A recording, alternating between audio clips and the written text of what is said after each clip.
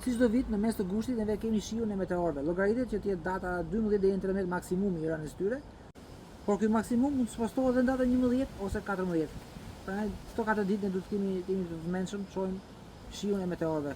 Mendohet që të ketë disa dhjetra gur, domethënë që bien në atmosferën e tokës në orë. Dhe është një fenomen shumë i bukur, i cili nuk mund të vëzhgohet me dylbi apo me teleskop, se ato shohin në një zonë shumë të vogël qiellit. Ky është efekti i bukur të shihet me sy të lirë. Ku ti mund të kapësh të gjithë qiellin me sy dhe të shohësh meteorët që bien. Ky shi bie sepse toka hyn në zonën ku më përpara ka kaluar një komet. Kometa kur afrohet afër diellit, me largësinë sa toka, temperatura është rreth 150 gradë në diell, kështu që akulli i kometës, i cili përbën mbi 60% kometës, i cili mban lidhur dhe gurët e kometës, shkrin dhe këto gurë çlirohen dhe ngjihen në rrugën ku ka kaluar kometa. Dhe këto gurë tash, këto meteorë, thërrime, plura e gjithë tjera, vinë e përplasen me tokën, sepse toka lëviz me 30 km/s. Dhe këto përplasen me tokën dhe ne shohim këtë përplasje në formë një shiu meteorësh.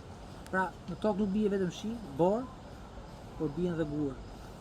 Dhe këto gurë janë shumë të rëndësishëm sepse këto gurë kanë formuar tokën. Toka është formuar nga kometa dhe asteroidë përpara.